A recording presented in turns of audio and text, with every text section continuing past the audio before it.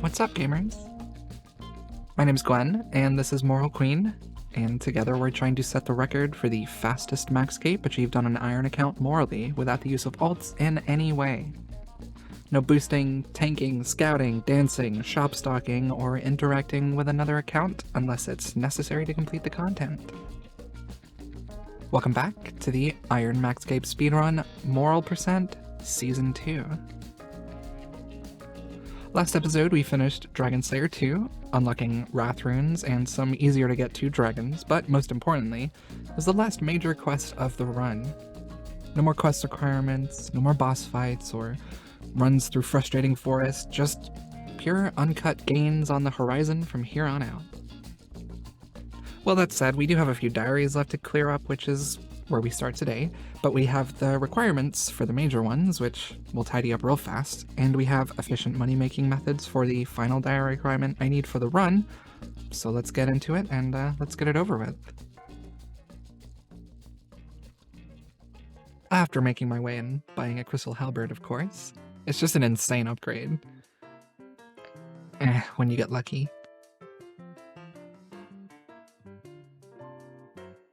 I killed my other account in the fight pits. If you think that's immoral, I'm sorry, but it's not like anyone plays the minigame and none of my friends were awake, so sorry about that.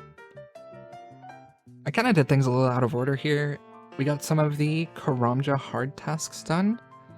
We spent way too much money on a bad shield for the Artie hard diary, which I hung on to for a little while because it looks rad as heck, and I figured it might help me deal with the Calphite Queen. Thankfully, I'm only doing a single KQ kill. I don't need the Desert Elite Diary for anything, which means I don't have to go drive for the 1 in 256 KQ head, which I'm just so happy about. But good lord, even this single kill was rough. KQ is just such like it's a terrible boss. I mean, I honestly have no idea why Reddit isn't constantly talking about fixing it.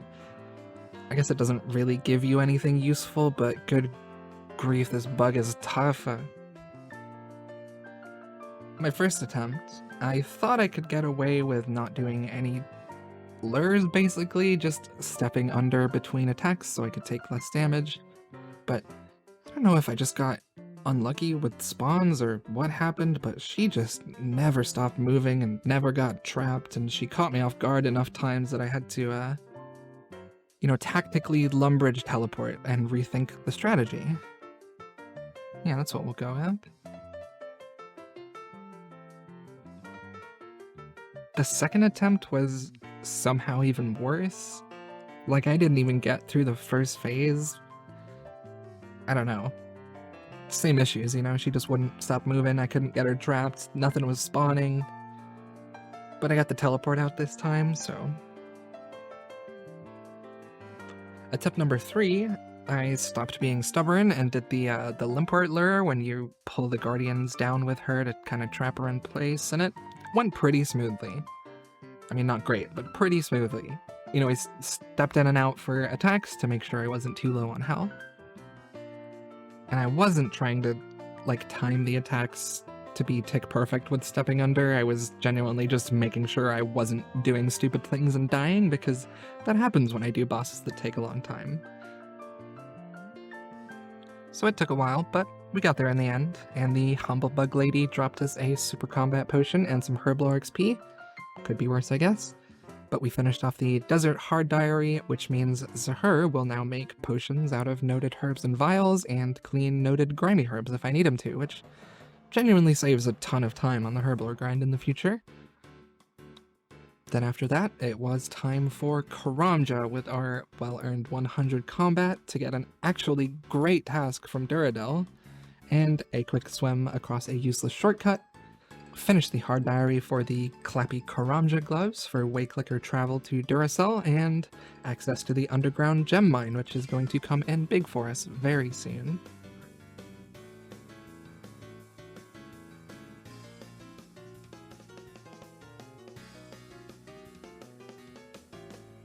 With that done, I finally stopped coping and alked my Dragon Square Shield.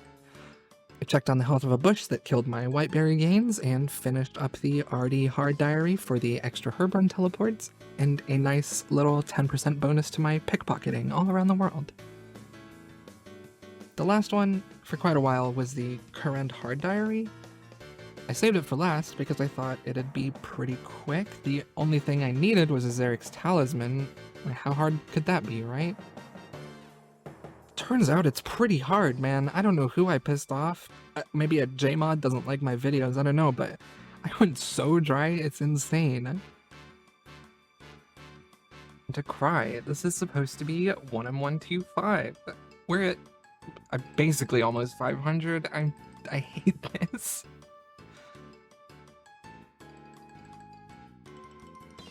Finally. Jeez. Alright. So, 470 KC for a 1M125 drop is fine, I guess. Whatever. I'm over it already. It's fine. Stop touching me. So I went off to do my obligatory single Lizardman Shaman kill. The ones? Never lucky. Didn't get lucky.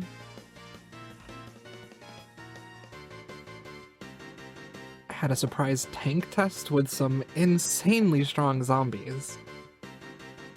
And these guys so strong. We good? We good. Ooh, free rune. Ah! Oh, worth it. Then, after a quick trip to Mount Kitty Morgan to peep some trolls, we finished the current hard diary, which unlocks the Ash Sanctifier, which makes Slayer just way more satisfying with 0 time prayer XP, and gives us 5% extra herbs into Hesidius, which is pretty nice. I will be doing the Elite Diary at some point because that Ash Sanctifier upgrade is completely necessary, but I need 90 Slayer for that, so that's not happening for a long time.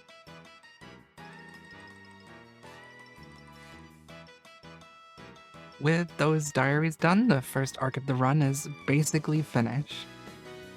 Other than a few side things, we don't have any more random running around, picking up trash for stuff that we're gonna do 500 hours from now.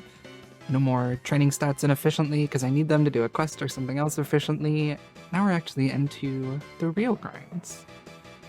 I may add in some extra quests at some point, depending on what content comes out, new methods, whatever, and I do still need to finish the Mauritania hard diary for the Bone Crusher, but you need 70 prayer for that diary, so next time I go back to Slayer, I'll get that level as soon as I can and then go finish the diary.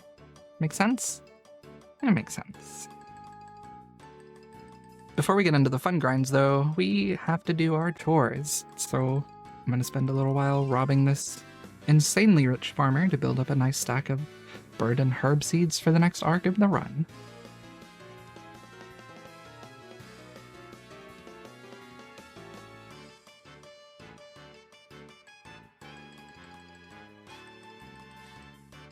Too easy.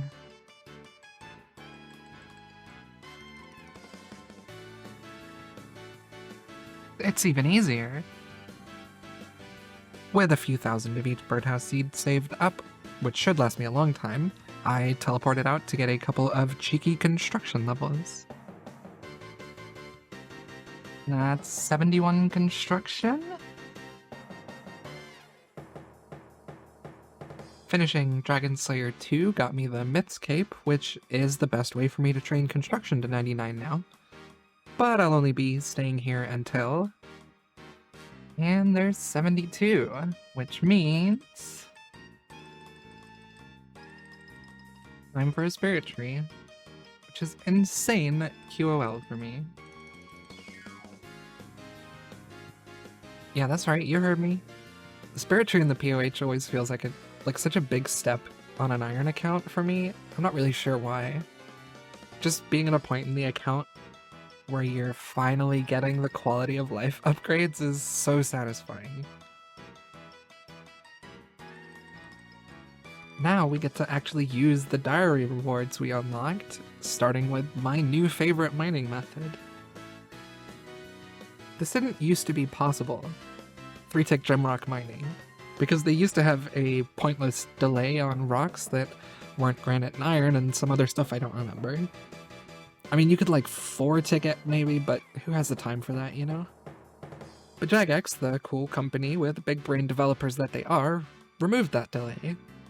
So you can now constantly loop around the room, mining gems every 3 ticks for almost as much XP per hour as granite, but for quite a lot of extra crafting XP. And it's more interesting than granite in my opinion, and you don't have to drop nearly as much. I mean, it's just a win-win in my book. Granted, it's a lot more mining XP than it is crafting XP, so I'll have to stop sometime before 99 mining so that I can finish off on the sand I'll need to finish crafting, but it gives me a massive chunk of gems for everything from Slayer bracelets to Alks after I turn things into jewelry. For some reason, this is the thing I was most excited about when I was building the account up. I don't think I could tell you why, but it lived up to the hype in my brain, I think. It's basically the same method as I did for 99 mining on my UIM, technically. You know, the classic knife log 3-tick cycle that lets you get way more XP, it's basically the same thing. Except with this, you aren't dropping everything you get in your inventory, only the stuff you don't need so that you can make space for better gems further in the loop. And the movement between a few of the rocks is slightly different and sometimes loses you a tick or two, but for some reason it just feels like a more fun version of a method I was pretty medium about before. So it's a good update, jagex. 10 out of 5.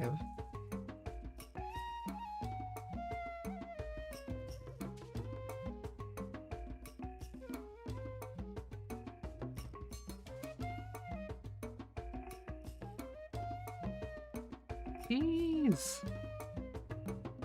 Oh, not the sub 1 minute, come on. Never lucky. Woo! There's 80 mining, which is all we're gonna do for now, because it's time to use those gems we got to start powering up the cash stack. After a quick farm run, of course.